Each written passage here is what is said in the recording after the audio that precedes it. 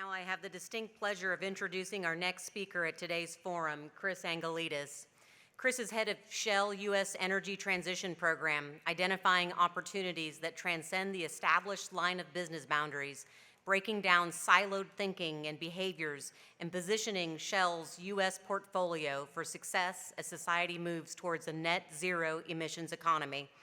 Chris is also an adjunct professor at the University of Houston C.T. Bauer College of Business, where he teaches corporate social responsibility and ethics in energy.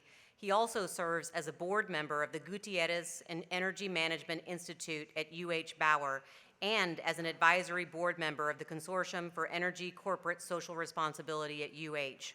Chris earned a mechanical engineering degree and an MBA from the University of Houston and a graduate diploma in strategic decision and risk management from Stanford University. He is a certified project management professional and a certified Six Sigma Green Belt practitioner. Chris was born and raised in the Republic of Cyprus and presently serves as the honorary consul of the Republic of Cyprus to the state of Texas. Moderating Chris's remarks this morning is the executive director of the East Harris County Manufacturers Association, MaryJane Mudd. In her role with EHCMA, MaryJane leads an organization that represents more than 130 companies dedicated to providing jobs, upholding environmental standards, and providing a better quality of life for our neighbors in and around the greater Houston area. Please help me welcome these two exceptional citizens and outstanding leaders, MaryJane Mudd and Chris Angelides.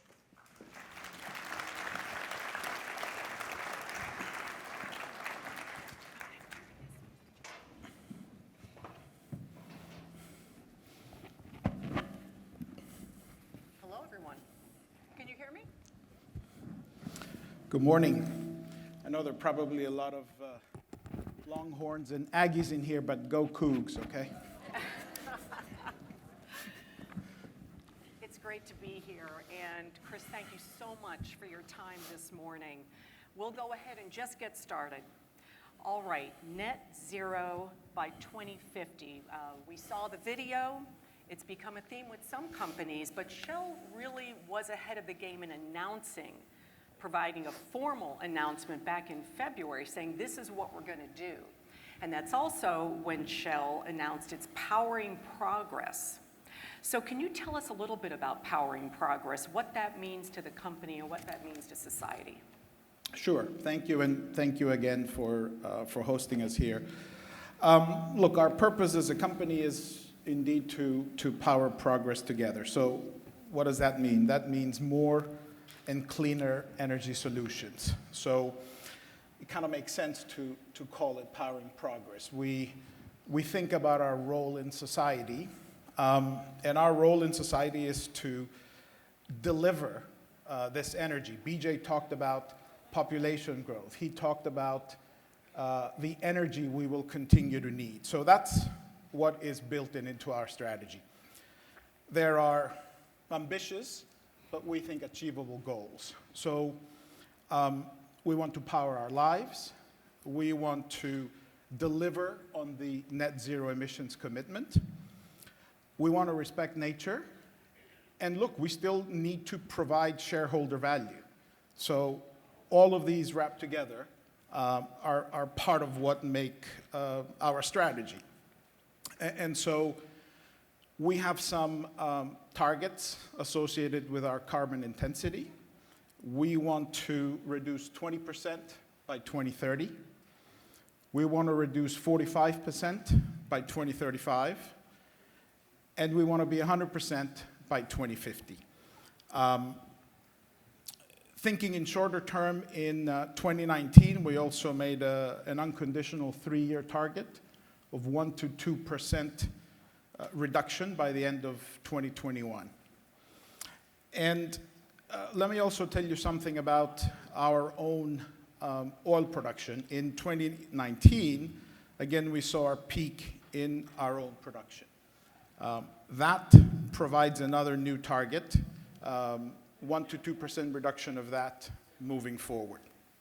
So Powering Progress as a strategy is how we become a net zero emissions business. Again, ambitious goals, but achievable goals, and it's part of our role in society. Excellent, thank you.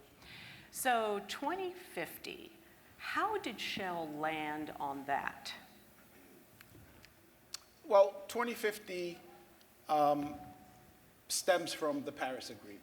If you look at all of the science, if you look at all of the scenarios, the science tells us that if we achieve net zero by the middle of this century, we can control the temperature elevation on the surface of the planet to 2 degrees, and hopefully to 1.5 degrees. And so it starts with that Paris Agreement. Now, 2050 may seem a long ways away to some of us, but think about it. 2050 is closer than 1990 is.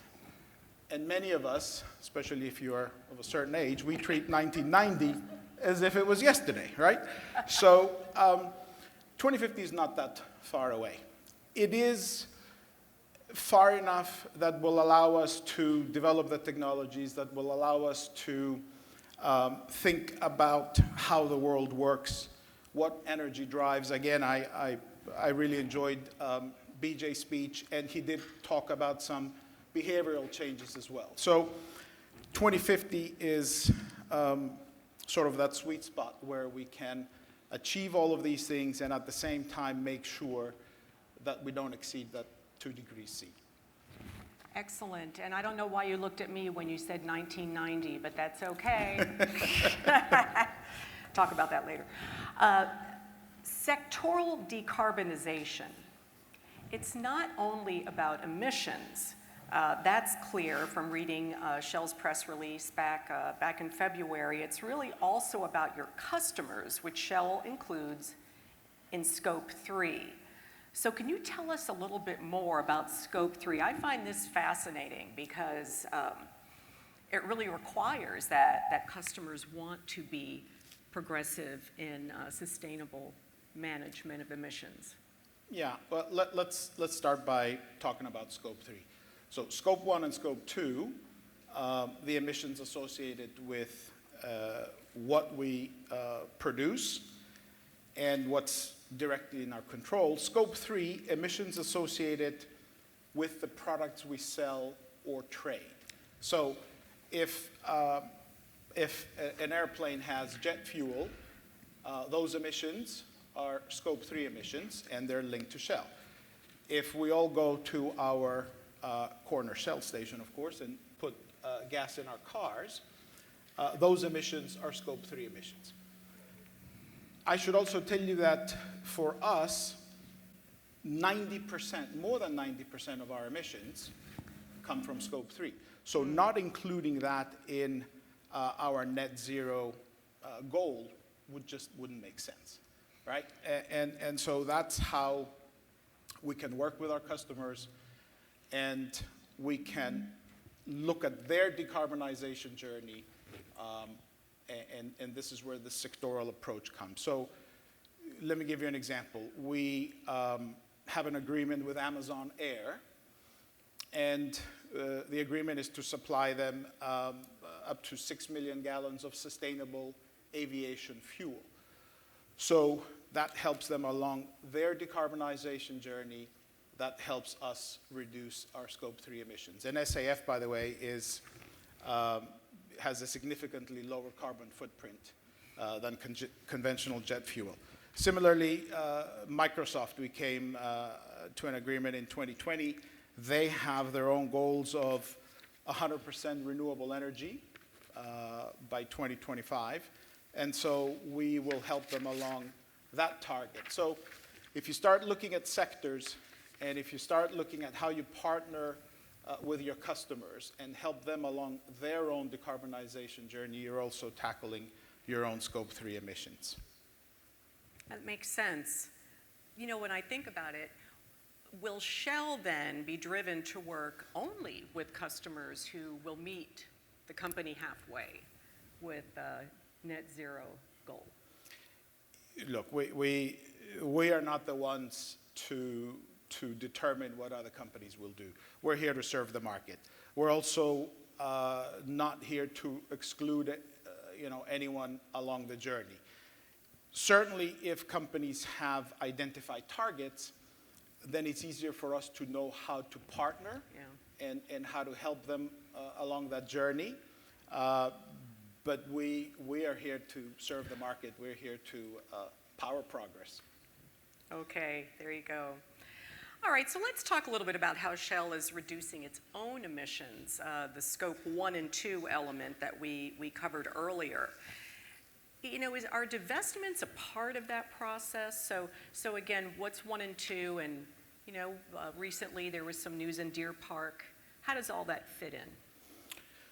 So 1 and 2 is a key goal. Now again, we said earlier that scope 3 is the bulk of our emissions, so 1 and 2 is 10% or less. We have extensive programs as to how we work on that in our facilities and in our operating assets. There is efficiency, there is using cleaner products, and there is a whole program of controlling our scope 1 and our scope 2. We also look at our portfolio, and certainly through the near term, we are rebalancing our portfolio of assets to match our approach and to match our targets. For refining specifically, we are continuously high-grading our footprint, so to speak, and maximize that integration with chemicals. You mentioned Deer Park, and let me specifically talk about Deer Park Refinery.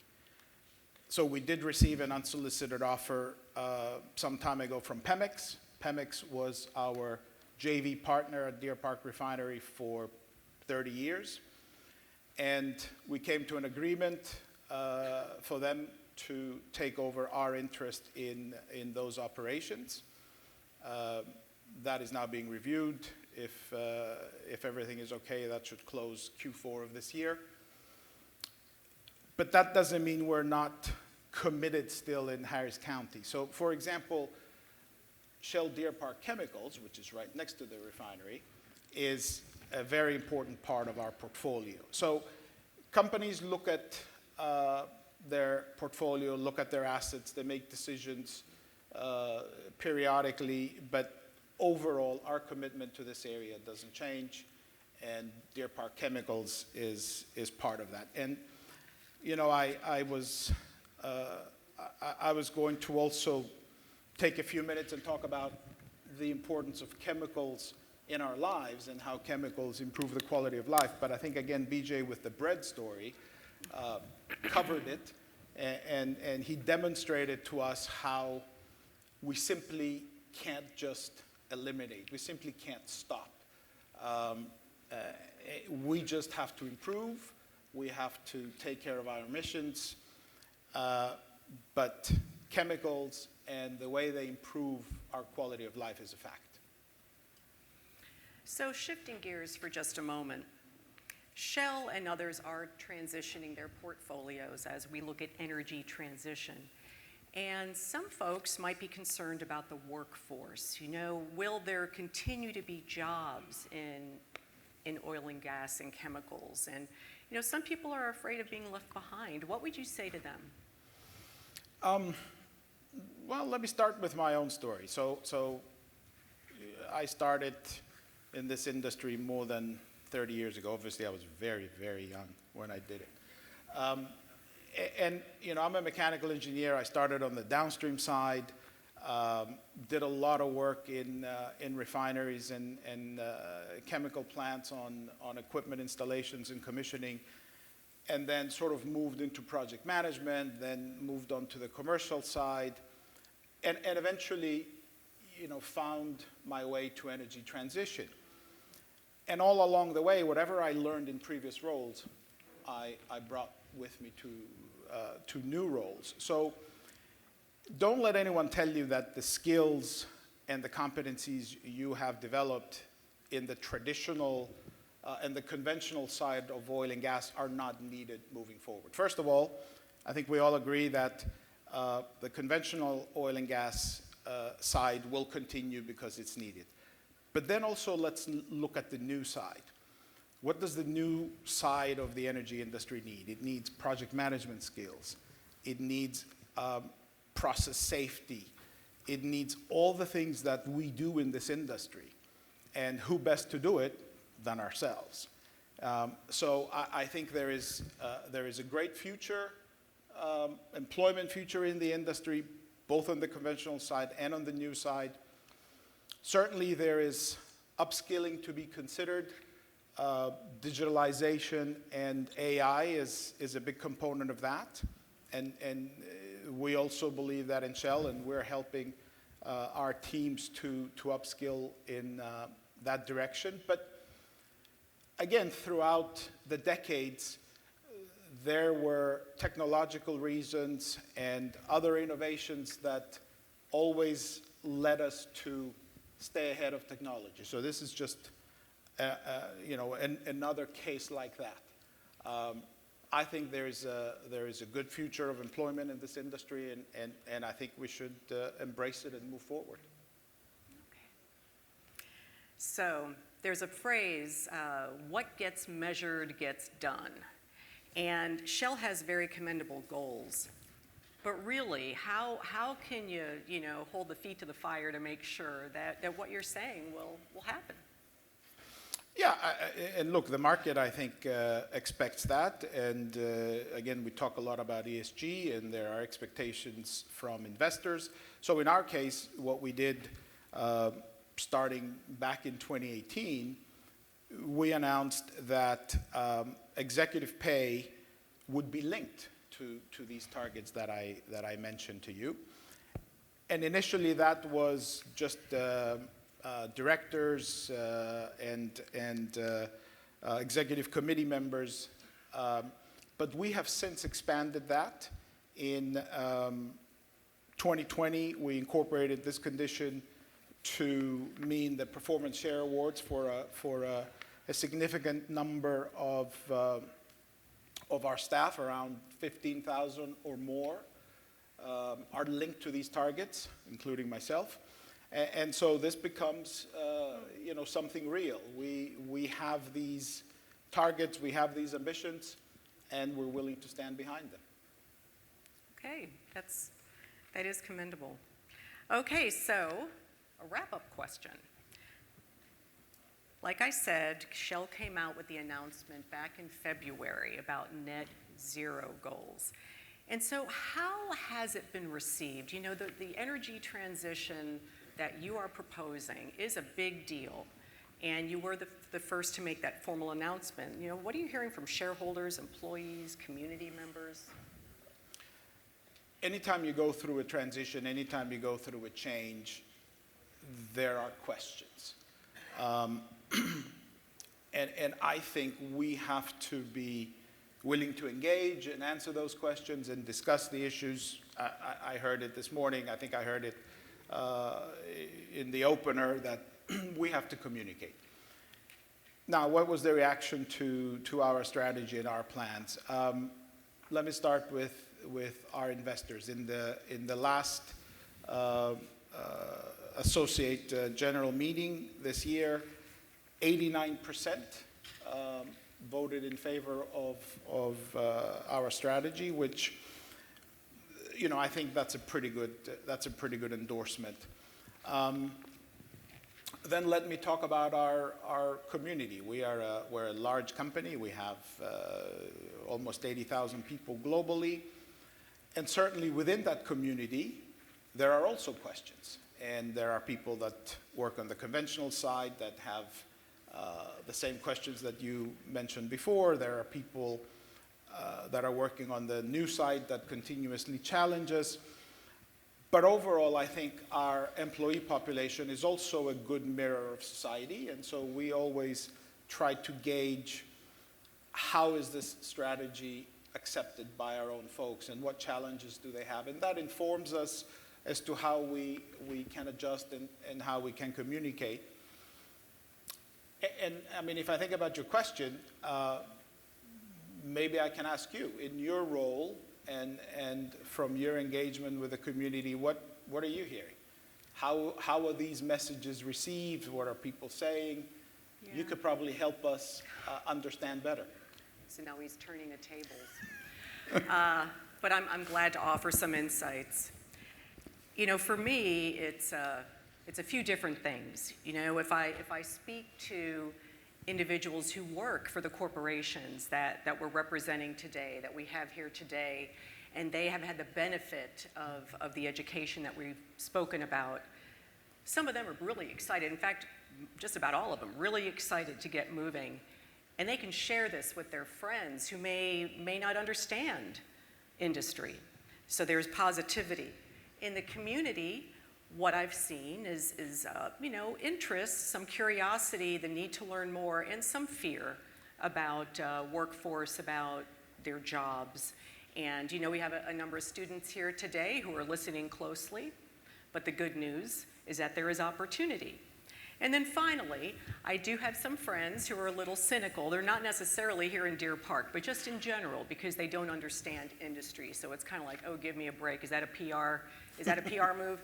And I just, you know, I have to kind of just take a breath and then explain.